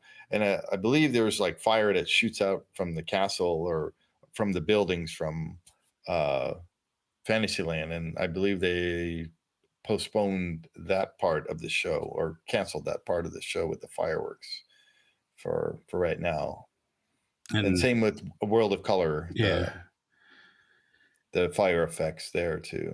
I guess to review, make sure everything is right. And that's funny because again, Dave Fresh Baked, he was spot on. He called that in his video that night before, and he's like, I wouldn't doubt if this happens because one thing goes wrong, you make it your mission to make sure nothing else happens. Yeah. So yeah, it makes sense that everything else is going to get inspected. Yeah. Which is I think good in a way, that way you make sure everything's good. Yeah. So speaking of Fantasyland. Yeah. So we have some closures. Not really sure why. But June 5th, Alice in Wonderland, Peter Pan, and Mr. Toad's Bride are all going down for refurbishment. Yeah. Now, all of these rides are located within the same show building. They're separated out, but they are the same building. So, yeah, when you look from above on Google Maps, you'll see it's one part of the wing. It's that whole side over there, pretty much. And there's also that shop is kind of connected on the backside, but whatever. Oh yeah, that Mad Hatter shop. Well, the Mad Hatter, but also what used to be the where the weapons were. I forgot what it was. Oh yeah, where you get the crests. Yeah, I forgot what's in there now, but It's like Christmas stuff Yeah, now or something. something weird. But they have the other Christmas store now, so I don't know. Anyway, yeah, I haven't been in there. So. Yeah. I couldn't speculate why you need to close 3 rides unless something is affecting a wall, interior wall that kind of connects all of them, right? Or a roof or something. I mean, that's why else would you shut down all 3 of them at the same time? Unless you're just like saving money, might as well just shut down the whole thing. I don't know. But to me, in my head, I'm thinking there's got to be a problem somewhere that affects all of them. Yeah, a wall. Like I said, a wall or yeah, roof, the ceiling. Because like, you know how Alice in Wonderland actually goes above Mr. Toad's Wild Ride. So yeah, there could be something cracking. There could be, I don't know, an AC leak. Who knows? I mean, who knows? Yeah, but yeah. So that's kind of weird. But no word yet on how long that's going to take. So no, we'll see what happens. Yeah. And then, this was pretty cool. So the new, what is it? The Starview Station. It's just a weird name, but from DVC Lounge. So the Disney Vacation Club. Yeah. So this is in Tomorrowland above Launch Bay. Yeah. The second floor. Launch Bay. Yeah. And much just like other DVC lounges. I mean, I've only seen the one that Adam LeWoo goes to in Epcot, but they serve, the Disney or the Coca-Cola freestyle machine. So you can get drinks. I guess they have chips and other snacks there for free. The custom Coke machine. Yeah. So I guess that's up there. There's it looks pretty cool. There's a TV, there's some chairs, couches and stuff. And there's even a couple props from other Disney movies and whatnot. Yeah, isn't there also like, or is that from the throwback thing?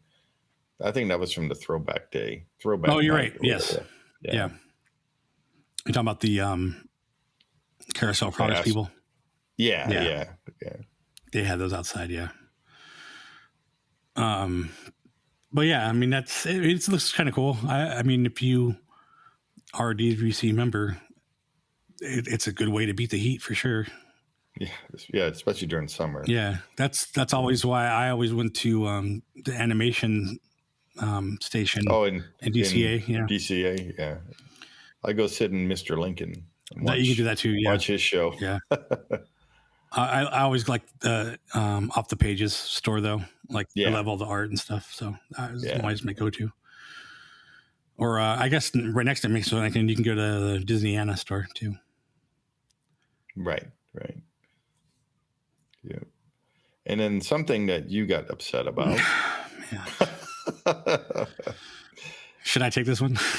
You got it. It's all yours. Well, it's just like, so, I had a Magic Key and it expired. And at the time it expired, I didn't have the money to renew it. I didn't think much about it because I didn't know it was going away. But it went away, and then every time it's come back, I either don't have money or it sells out in a day. Too late. Yeah, which had happened this last time. I think it's a week ago or so now. I think maybe more, 2 weeks maybe.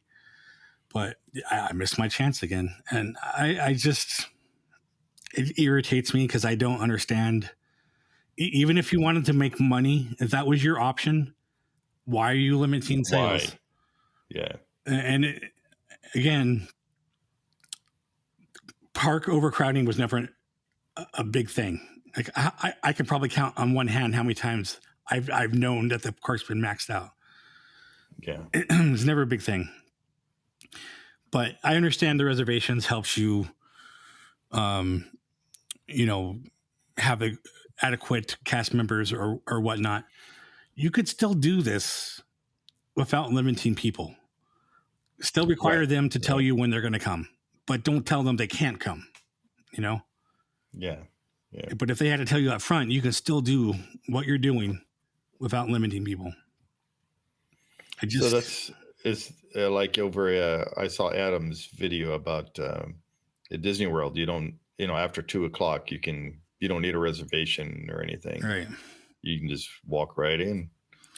Are any of the parks over there. Yeah.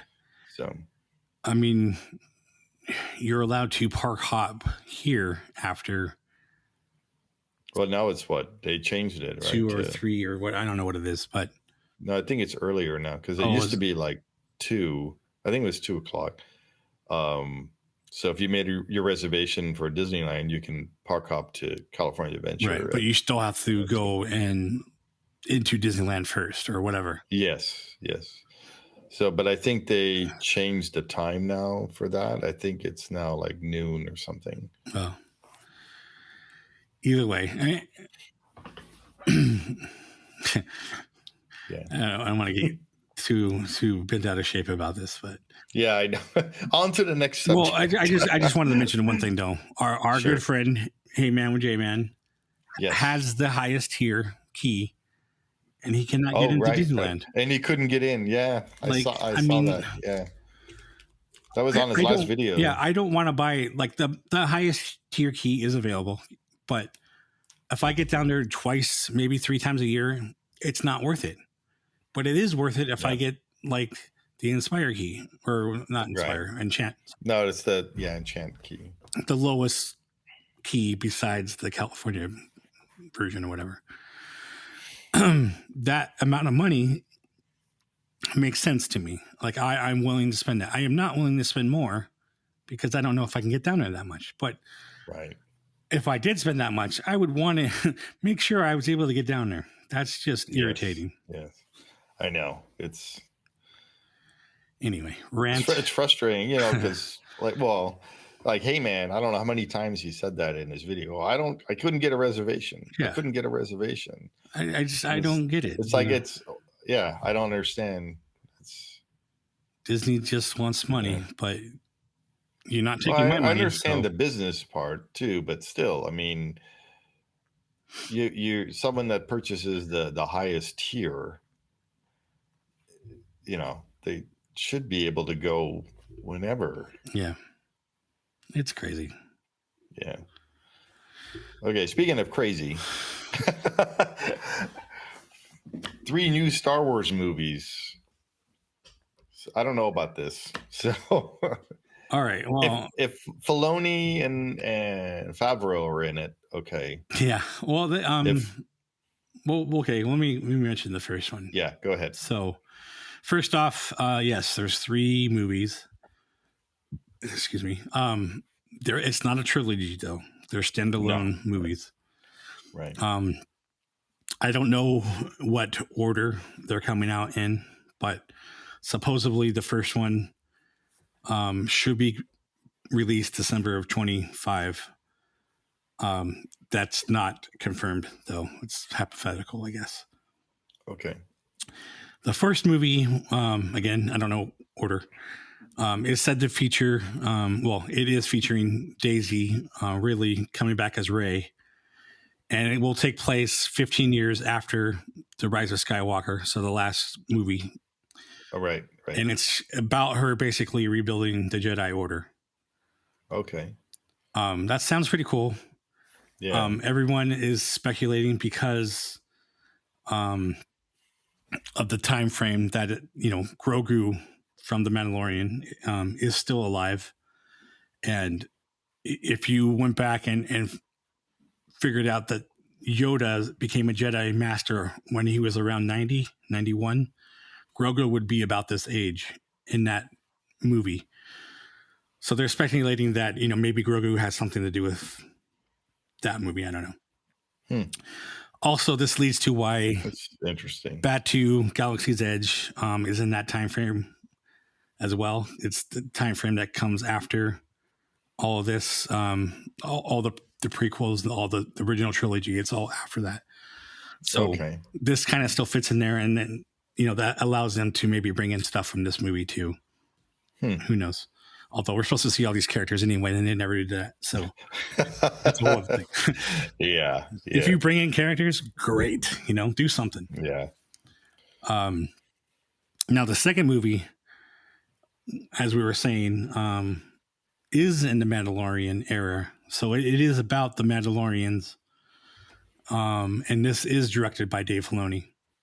I don't know if Favreau has any part in it. Maybe he's producing, but hasn't been said. Right. Grand Admiral Thrawn from the animated series, was I need to watch those because I don't know anything. I never watched a lot of them. I watched some of them, but he's one of the main villains. Blue-skinned Imperial Admiral, obviously. Yeah. He's actually going to be in the live action Ahsoka Tano series coming up, and I think that comes in August. But they're speculating that he might be the main villain in the Mandalorian movie. So, I guess what they're trying to say is like all these like Book of Boba Fett, Ahsoka, Mandalorian may all come to a head in this movie with Admiral Thrawn. So I don't know. Yeah, sounds pretty cool though. Yeah, I mean, if they can link stuff together, that makes it better. Yeah, definitely. And I mean, you can keep making new characters and go on. So, right. I'm a big Star Wars fan, so I would love to see new stuff. I am too, but I'm more well, you can tell, I guess, but it's more of the older style, right? Not episode 1, 2, or 3, right? But I did like Rogue One, the way they blended everything together to A New Hope. Rogue One was actually one of my favorites. Like out of all of them, not the favorite, but one of them. Right. But the prequels, the one thing I did love, because I'm a big like droid fan, is they had a lot of droids, battle bots and whatnot. So that was kind of cool for me. And of course, the newer ones have BB-8 and. Well, I loved K2SO. I wish they didn't destroy it. Because that's like pretty much the only time we ever see that type of droid, the K2SO droid. Actually, I think there was in Mandalorian. There was one of them. It could have been. Mando had some cool droids in there too. Yeah, I thought it was funny how they brought the R5 droid. I mean, I love how they made the IG-11. Yes. A little vehicle. That was awesome. And he's just no. Like, give him a voice without giving him a voice. Yeah, that was great. The third movie is directed by James Mangold. Or Mangold, I think that's what it is. He's actually the guy who is directing the Indy 5 right now, the Dial of Destiny. Right, the new one. He also did Logan and the Wolverine. So that's good. Yeah, but I like both of those. Yeah, so he should be right up in his game on this one. I mean, it's up his alley, I guess we should say. I wrote this one out as it takes place in a galaxy it takes place in a time long time ago. Anyway, meaning it's further than the prequels and all that, because this is the origins of how the Jedi became. Okay, so that should be pretty cool. That should be. Yeah, I forgot who it is. I think it was New Rockstars. That's another YouTube channel. They were making a comment like, I want to see how the first Jedi figured out that they can just get a Kyber crystal and make a lightsaber. Like, how did that come about? Who knows? Maybe we'll see that. So there should be a lot of things in this, like learning the Force the first time and, how that come about. Yeah, how that came about and everything. Yeah. Sounds pretty cool. Yeah. And that about does it for the news. Just to see that. Yeah. Cool. So we're gonna do this like a monthly thing, or bi-monthly, or 2 times a month, or 1 time a month, or Yeah. So I think we said this last time, but for me, I for now anyway, I think a monthly podcast makes sense. Yeah. Especially because we have the other videos that we do. Right. I like how this is going so far. So, if it becomes more popular and we have more free time, meaning we have more subscribers and it allows us to do more, then maybe we can do it bi-monthly and see how that goes. And then maybe even weekly, who knows? Yeah. The more free time that we have to spend on this, the more videos we can put out. Yep. That goes without saying. It's like any channel. This is why subscribers help us, because the more subscribers, the more chance, we become monetized, and that helps support us to not have to work, at least not as much as we do. Well, I think you and I, being woodworkers, we would never just stop. No. We're always going to do that. But maybe the day job could kind of go on the wayside. Who knows? Yeah. But I think, for now, monthly is pretty good. I do have friends in other podcasts, and I gave some shout outs last time, but I did want to mention my other friend. It's actually, he's a stand-up comedian. He's been doing it for, a few years now. But he started the podcast, and I ran ideas back and forth with him too about our podcast and what we can do and whatnot. But again, he has like a comedy podcast where he talks to some other comedians and other stand-ups that are in local that he knows. It's called the Dumb Podcast, DUM. But yeah, check you guys can go check him out. Yeah. I will put a link in the description for him, and as well as our links, which I will throw down here. You can find us on Instagram at Discovered Magic Podcast, or you can just visit discoveredmagic.com, and that will link you to our Linktree page, where basically spreads off to all our other channels, our personal channels, and you can even contact us there. And one of the things that you can do there is leave us a voice message if you want your voice heard on our show. If you have an idea, if you have a comment, leave us a voice message and we may play it on the next episode. Yeah. Have some idea that you like to see? Feedback, comments, all of that is welcomed. But if you have a potty mouth, we might not play that, or we might peep it out.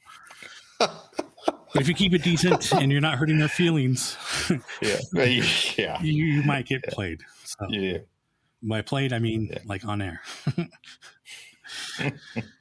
So, I guess that's it for now. You have anything else, Steve? No, I'm good. It was great having Marco on. It was very interesting. I didn't know too much about what he did. There's some things I even learned. I talked to him quite a bit. It was really neat. Yeah. When I first met him, we were going back and forth, but there's a lot of things I didn't know. So it was pretty cool. And all started with a truck.